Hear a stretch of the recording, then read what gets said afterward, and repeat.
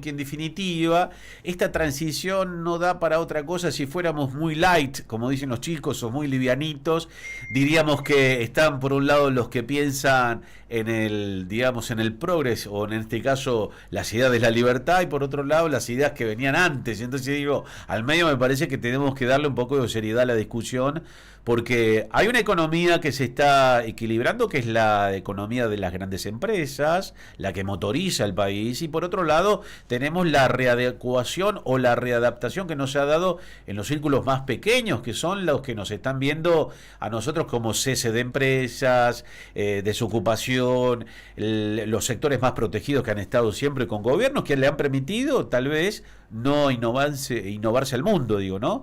Y la gran discusión, ¿qué pasa con la economía al cierre, con este cierre de diciembre, Juan? Así es. Bueno, si uno tomara el nombre del programa, Córdoba Federal, digamos, tendría en cuenta justamente los dos elementos que vos estás conversando o señalando que tienen que ver con el empleo en el fondo.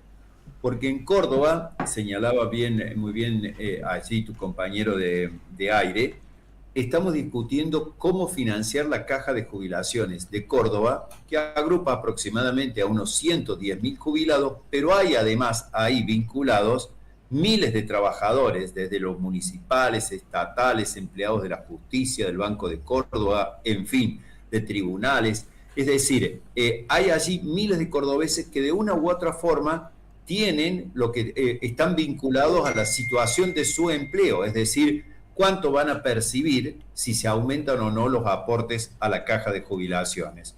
Y eso tiene que ver también con la etapa de retiro de ese personal que hoy está en actividad y qué va a pasar con, bien digo, los 110.000 cordobeses aproximadamente que tienen una jubilación o una pensión del Estado provincial.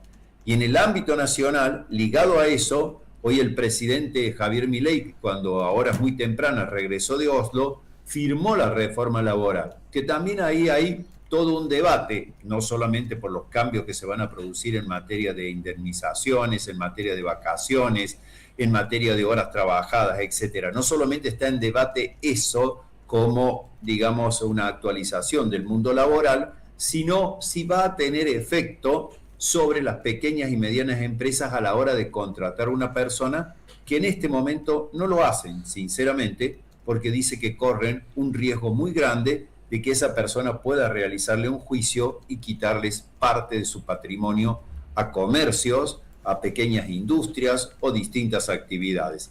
Habrá que ver si esa reforma laboral tiene realmente impacto en esos sectores, alguien se anima a incorporar un trabajador y en qué condiciones. Por lo pronto, me da la impresión de que el sindicalismo se ha puesto unas anteojeras, dice no queremos ningún cambio. Sin embargo, la mitad de los trabajadores, casi la mitad de los trabajadores está en negro, deberían pensar en una solución para ellos también. Bueno, creo que lo importante de todo esto, Juan, y era Mariano, aquí está conmigo, soy Patricio, Sí, Mariano, perdón, sí. y Patricio. Y digo, Juan, es muy A veces el interesante. alemán nos traiciona. No, digo, lo importante de esto, Juan, es que todo lo que estamos planteando, me parece que también da lugar, por más que existe gente que lo toma de una manera ríspida o tal vez de una manera de lo que nos tienen acostumbrados, digo, algunos políticos que permanentemente generan esta proactividad de las ideologías. Y acá lo que estamos Sí, discutiendo es otra correcto. cuestión, es la realidad, ¿no? De esta Sí, sí. economía, de la recesión, de esa motorización de la economía de los comercios, del aumento permanente el combustible. Vos fijate que nadie dice nada, pero en definitiva el combustible está aumentando permanentemente, ¿no? En dos o tres Bueno, puntitos. hay una informe de la Fundación Colsecor, a ver si lo puedo rescatar en este momento mientras converso con ustedes, que sostiene que el combustible tiene un fuerte aumento en los precios, sobre todo en el interior del país, no así en lo que son los consumidores, bien digo, del AMBA, es decir, del área de la ciudad de Buenos Aires y el conurbano.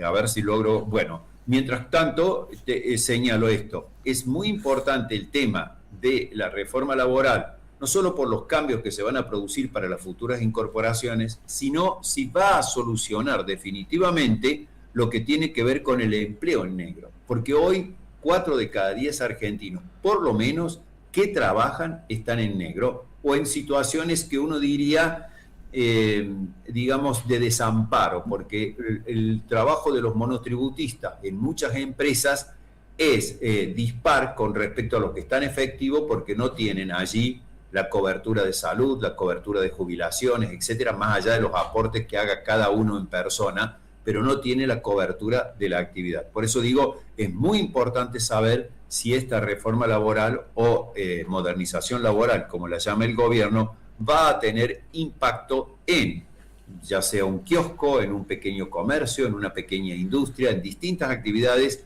que hay por miles en todo el país, fundamentalmente en el interior. Y en lo que se refiere a los precios aquí, a ver, aquí está sí, el informe.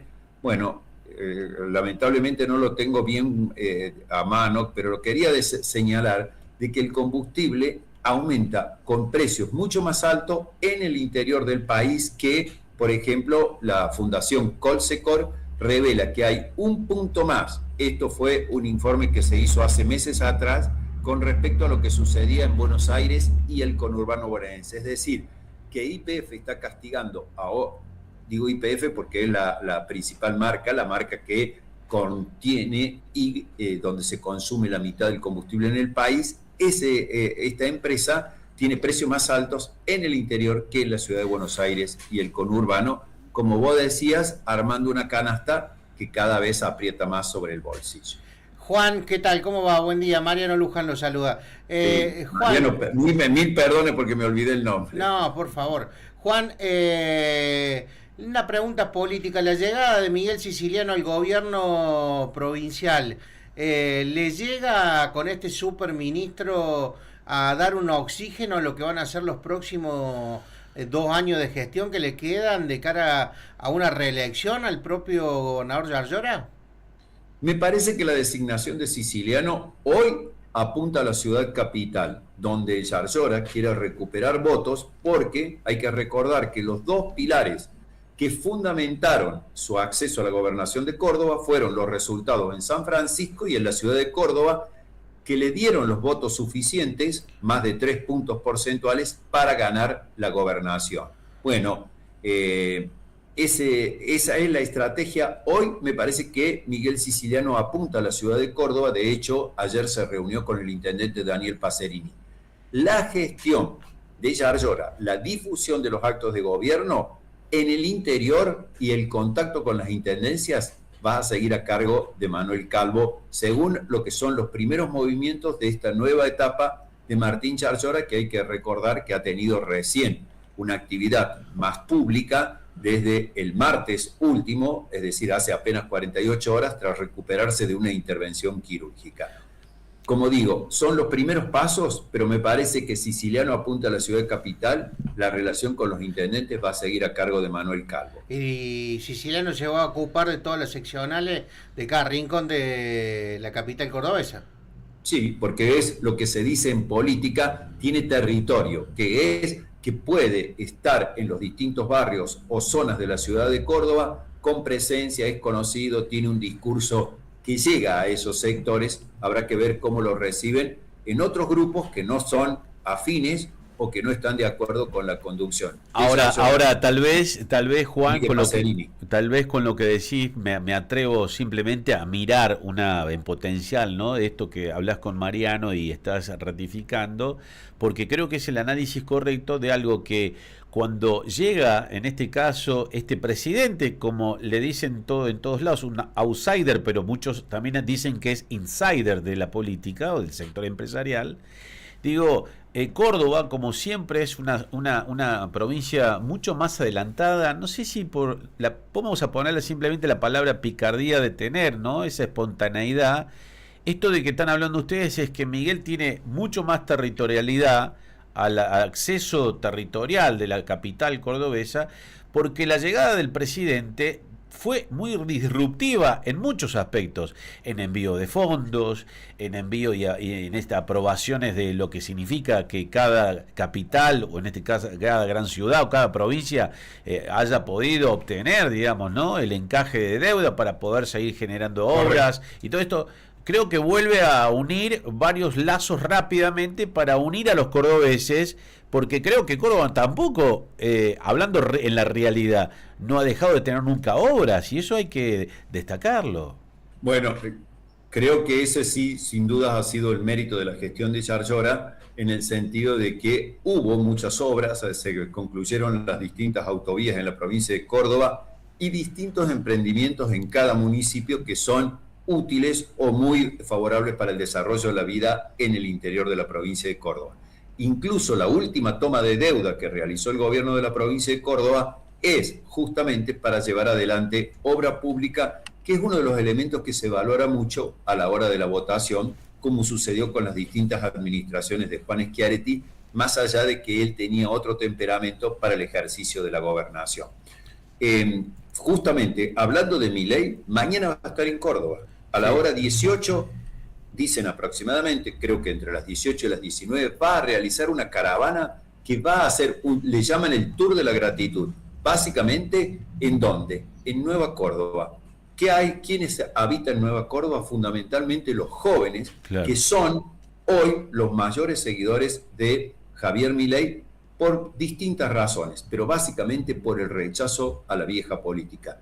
Ahí los partidos tradicionales, tanto el radicalismo como el peronismo, tienen que pensar o elaborar un discurso para atraer a esos sectores que hoy, obviamente, aparecen encantados con la figura de Milei, que surge como una persona que está dispuesta a romper con los viejos mitos de la política y con todas las estructuras de la vieja política. Así que el radicalismo y el peronismo tienen ahí un fuerte desafío, porque justamente el Tour de la Gratitud de mañana se realiza en Nueva Córdoba, que es algo así como el símbolo de los jóvenes en la ciudad de Córdoba, y que eso tiene mucha importancia para el 2027, como a veces analizan y comentan ustedes, porque el número de jóvenes se incrementa y, como se sabe, el número de los adultos o adultos mayores va decreciendo en el padrón electoral. Bueno, yo sigo diciendo, bueno, primero gracias por siempre tener esa diferencia para con nosotros, sigo diciendo y sosteniendo como periodista, que ya llevo muchos años, y también escucho mucho a quienes han transitado, en este caso no te hago viejo, Juan, pero tenés una gran trayectoria, digo. Estoy dentro de los adultos mayores. El fenómeno Milei no deja de sorprendernos en muchos aspectos, ¿no? En analizarlo permanentemente, y a su equipo, porque esto que decís vos, a dónde llega y por qué llega, y también por qué la clase ya mayor deja de acceder a ir, porque no ve una mejoría. Y ayer discutíamos con Mariano algo que planteaba él, diciendo el fenómeno de marketing que genera, porque la llegada a Oslo con el mameluco de YPF hace nada más ni nada menos que generar que todos los medios de comunicación del mundo digan que el presidente argentino se bajó del avión privado con un mameluco de YPF. Es decir, esto genera una revolución, como diciendo, no es igual que los otros, y eso en la gente, sobre todo en la juventud, viendo de cara a lo que había pasado con los políticos en los últimos 40 años, que no está vestido de traje, baja en un lugar, irrumpe con un mameluco de YPF.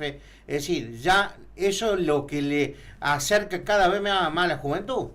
Así es. Y vos sabés que creo que hubo un politólogo que dijo que nosotros debemos analizar el fenómeno de Milei y de algunos líderes globales, en el caso de Trump, más allá que uno esté de acuerdo con su forma de ser, sus métodos, como políticos que van a modificar, digamos, lo que son las pautas de conducta, las costumbres, la forma de relacionarse con el mundo, y eso va a provocar cambios importantes. Por eso creo que eso sí es lo más disruptivo que tiene Milei, que es alguien que como que rompe las formas. Nunca un presidente argentino llegó de visita oficial a otro país, en este caso Noruega, vestido con el uniforme de un trabajador de IPF.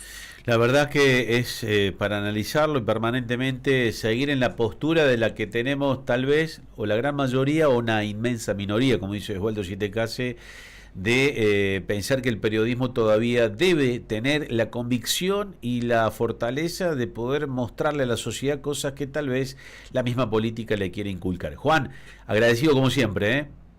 Bueno, muy bien. La semana próxima hablamos de economía. Perfecto, gracias. Un abrazo grande, muy amable. Y a ustedes, Como muy siempre, amables. gracias. Juan Turelo, la verdad que un genio. La verdad, Juan es una persona que tiene un abanico tan